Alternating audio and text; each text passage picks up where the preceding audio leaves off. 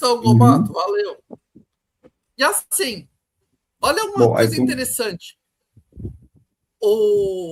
No Japão, em 66, viveu um milagre econômico japonês. Crescimento industrial acelerado, urbanização massiva, avanço tecnológico. Mas a sociedade sofreu uma coisa que está acontecendo até hoje, eles lutam. E o mundo está assim.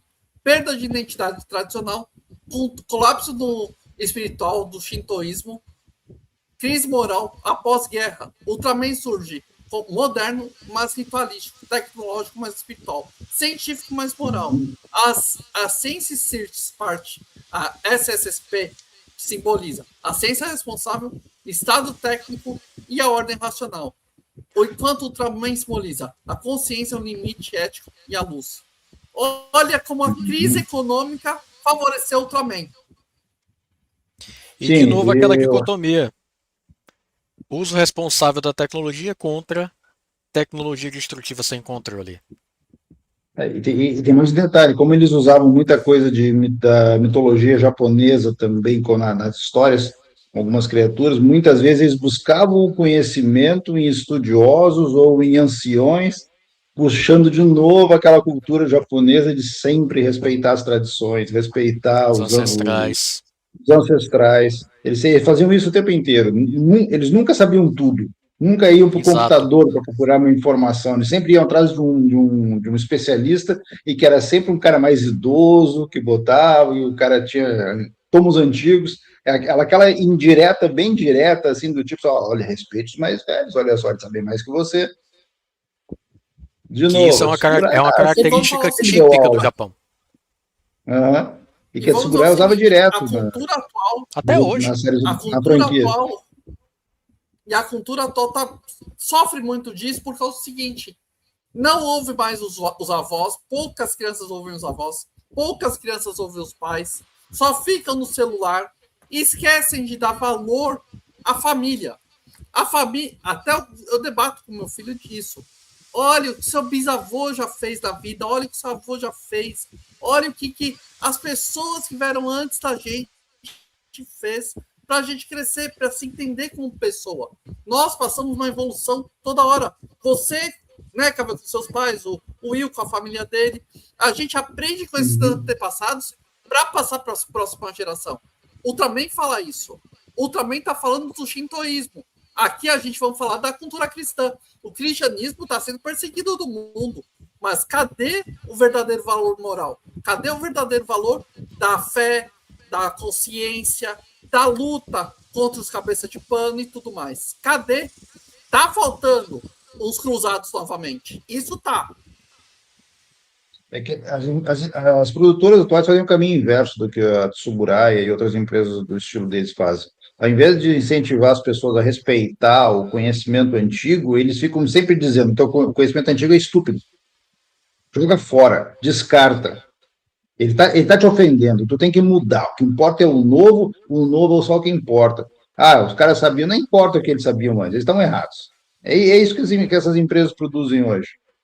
Por isso que cada vez tem uma geração mais estúpida, não sabe nada, sempre se achando entendida, mas conversa 5 minutos e não sabem porcaria nenhuma, porque eles não foram atrás de conhecimento. Eles foram atrás de qualquer besteira que alguém jogou na telinha lá. O Joãozinho disse que tal coisa é errada. Então é errado. Quem é o Joãozinho? Tá na página aqui. O que o Joãozinho sabe da vida? Tá na página, então tá certo. Ele é um idiota. Assim vai. Aí obras como Ultraman te incentiva a buscar a fonte, a buscar a origem, a buscar a base. De onde é que o cara tirou esse conhecimento? Primária. Exato. De onde é que saiu a informação que o bicho tal é tal coisa? Nos escritos de tal lugar. Vai para os escritos de tal lugar, que é o que eles fazem o tempo inteiro. Vou cruzar o troço. Veio o cara com um pergaminho, um papiro, abre em cima da mesa. Olha só, nos escritos de tal coisa, escrito pelo historiador tal, não sei das quantas, dizia que a criatura tal aparecia. Aí os caras já começam a traçar assim, essa daqui encaixa com a estrela tal, então o bicho é alienígena, não é da Terra. Cara, isso era muito legal. Tinha até episódio que eles faziam, era quase uma aula de história. Peraí, isso aqui é material de civilizações antigas, aí começava a procurar e tal, vinha pergaminho, vinha civilizações de anos e anos antes, milênios antes. Eu achava isso legal também. Uhum. Era praticamente uma aula de história aquilo ali. É, Aqui, vai. esse ponto mesmo, Luiz. Aqui Uhum. o Isso canal é. toca nessa ferida. Todas as lives aqui, QG clássico, QG anime, a gente toca nessa ferida. Aí, os totalitários querem destruir a cultura. Por que querem destruir a cultura?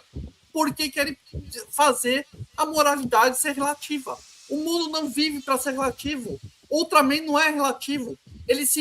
O Hayata se tornou Ultraman por ele ser um coração bom, que ardeia a bondade hoje em dia. Todo mundo se corrompe, ou por dinheiro, ou por ganância, por prazer, mas esquece do valor. Cadê o valor do ser humano? Santo Agostinho falava: valorize a sua fé, valorize Deus. Você não procura valorizar Deus, não procura se entender. O budismo fala: valorize sua força interior. Uhum. É uma coisa que eu costumo falar muito também, Gobato, que um povo ou um indivíduo ou uma nação que não sabe de onde vem, dificilmente vai saber para onde vai. Uhum. Se você não tiver as suas origens muito bem determinadas, muito bem enraizadas, dificilmente você vai conseguir construir o seu futuro da forma como você deveria, de acordo com a sua essência. É por isso que Essa é uma existe a velha, crise de identidade nacional que a gente vê hoje em dia. é a velha história. Conheça o passado para entender o presente e se preparar para o E, futuro. e se preparar para o futuro. Exatamente. Sim, mas a gente não pode perder essa identidade. Poxa, por que as pessoas se perdem? Por causa que a esquerda aproveita disso. Boa noite, Okito. Bom você estar aqui. Muito. Sabe? Quantas vezes vocês estão procurando temos passar coisas boas para os nossos filhos, para as nossas gerações, e passamos por parte difícil. Os mais velhos não entendem a gente mais novo e raramente vai entender o neto ou coisa do tipo. Ou a diferença que nós podemos sentar e conversar. Sentar e conversar com a sociedade. Aqui o canal a gente está falando por causa que a cultura net está lotada de esquerda. E a gente está falando do Ultraman. O Ultraman fala do shintoísmo, fala do valor do ser humano. Cadê o seu valor? Você prefere ser trocado pela fama, pelo dinheiro, ou seu valor como pessoa que você tem que buscar? A gente aqui tá literalmente sentando e conversando. Aqui é basicamente um bate-papo, galera. Sim, aqui. E aqui não tem papo na língua, não. Aqui a gente atropela todo mundo. Não tem dó, não. Não tem dó. Estamos fazendo que nem os episódios do Ultraman. Abrimos o pergaminho em cima, vamos discutir sobre o assunto. É basicamente isso que a gente faz aqui. Então, Ó, olha que interessante. Globalmente, 66, o ano estava com tensão extrema.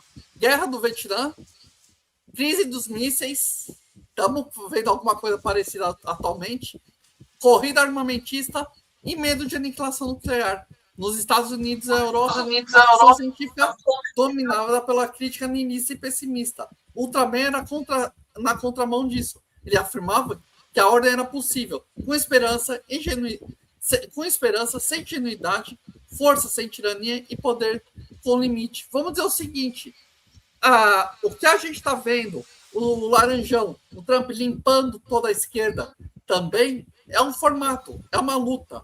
Você vai ver a Sanai hoje acabou de assinar contrato para o Aerodome no Japão, Golden Dome no Japão. Quer dizer o seguinte: eles estão cansados de tomar míssil da Coreia do Sul e da Coreia do Norte e da China em cima da cabeça todo ano, todo mês praticamente.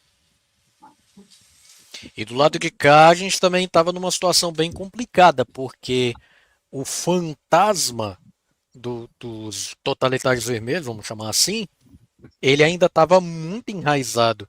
Não é à toa que nesse tempo a gente estava, não vamos esquecer, 66. A gente estava no meio do governo do Costa e Silva aqui. Tinha acabado de começar o regime militar. João Goulart tinha sido deposto, né? Getúlio Vargas tinha vindo antes. Aí veio depois outro que eu não lembro quem foi, veio o Jânio Quadros, que deu tapinha assim em Fidel Castro. Aí depois vinha aquele gordo canalha do João Goulart, que praticamente ia tentar um golpe de Estado se o Jânio Quadros não tivesse se renunciado. E tanto o povo quanto os militares já estavam preocupados. Opa, a gente tem que fazer alguma coisa. O povo começou a ir para as ruas e quando a coisa ficou insustentável, os generais botaram uns tanques nas ruas. Em 64, botaram um ponto final nisso, na trincheira, porque eles cometeram o erro de deixar a ala cultural totalmente desguarnecida, né? Mas para todos os efeitos, Costa e Silva assumiu. E aí, o que você acha? Deixaram o flanco aberto. Deixaram o flanco aberto, deu cacada. Basicamente. Por causa que a gente tem que pensar o seguinte: estamos falando da área cultural. Pô, a esquerda domina culturalmente 70, 80 anos. É como o Gramsci fala nos livros dele, que ele troca e manda para a esposa dele, manda para Engels, manda para Marx. Ele fala o seguinte: quando o Partido Socialista Italiano estava sendo derrubado pelo FAS, que também é uma doutrina da esquerda, o Partido Socialista Italiano pensou: como que eu vou voltar a dominar? Eu vou começar pela educação. Não é à toa que depois que ele saiu da prisão, a primeira coisa que ele foi nomeado pela ONU como representante do pensamento italiano contra os conservadores. Porra, você quer mais do que isso? A gente pode chamar essa organização de ONUS, né? Sim. É só isso que ela é. Sim. Isso é absurdo. Inclusive, deixa eu até me lembrar aqui, Mussolini foi mais ou menos nessa época também ou foi antes? Eu não tô lembrado. Foi o Mussolini que prendeu o Gramsci. Mas foi mais ou menos nessa época, nos 60, 66, assim, foi mais ou menos nessa Não, época. Mussolini foi Segunda Guerra, junto com Mussolini foi Segunda antes. Guerra. O Gramsci estava preso, né? Isso. O Gramsci estava preso da mão do Mussolini. Só que quando ele sai em 49, 50, ele já ganha status máximo como pensador da educação, se você for ver. Tipo o Paulo Freire da vida. Mas o Paulo Freire entra como pensador da educação mundial em 2003, quando o Haddad se torna ministro da educação no primeiro governo Lula. Não, eu sei. Ele já coloca o Paulo Freire. Sim, mas eu só tô fazendo analogia. Sim, só mas tô fazendo sabe que ele é burro, a diferença é essa. A diferença é essa. Mussolini pelo menos foi estrategista. Paulo Freire, eu acredito que ele não sabia fazer a estratégia nem de como arrumar a cama depois de acordar. Considerando os livros dele, acho que se ele arrumar a cama, é capaz de ele morrer enforcado com lençol. Paulo Freire. Vê nada, viu? O bicho burro. Pelo amor de Deus. Não, o Paulo Freire, não, você sabe que é interessante. O Paulo Freire bebeu de Gramsci, ao mesmo tempo desconstruiu o Gramsci para a educação mochileira, por causa que foi o sistema de educação do Paulo Freire que acabou com a cultura do Brasil, junto com o Gramsci. Começou com o Gramsci em 1940 e 50, depois disso veio para nos anos 90, 94, começou a entrar Paulo Freire em São Paulo, com a Luísa Erundina. Depois, em 2003, 2004, Paulo Freire entrou no sistema educacional brasileiro, com o governo Lula, já colocando como na ONU, como educador da ONU, junto com Gramsci, que mudou o sistema de educação de todo mundo. Paulo Freire e Gramsci. Exato. E a partir daí foi só ladeira abaixo. Sim. Aquela coisa, cara, quando você lê Paulo Freire, a primeira coisa que vem na sua cabeça é só sei que nada sei. Sim.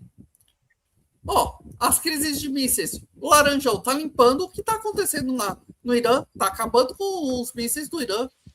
tá bem aqui, tá na cara. Corrida Ele armamentista. destruiu. A Rússia Ele e a China destruiu até todas hoje. as bases nucleares do Irã em o quê? Uma semana, né?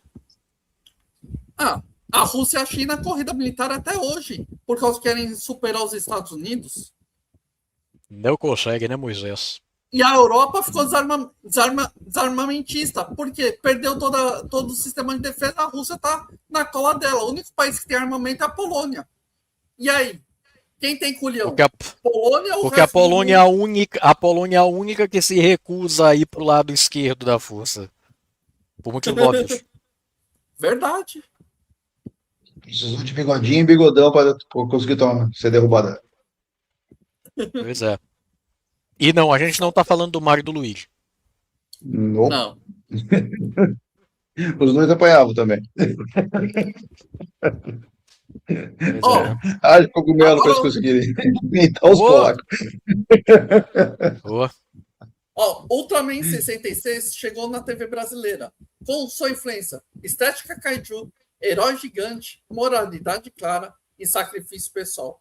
Quando o Tokusatsu finalmente explode no Brasil, Ultraman já tinha plantado um arquétipo. O herói representava a ordem ao meio ao caos, justiça sem discurso ideológico, heroísmo sem lacração. E aí? E que o herói de verdade nunca se corrompe. Sim. Sim. O Ultraman ele foi basicamente... Em várias ocasiões ele teve a chance de conquistar, de se unir a forças invasoras, nem piscou. O Ayata, que era um humano, que é um Helios humano, nem piscou na possibilidade de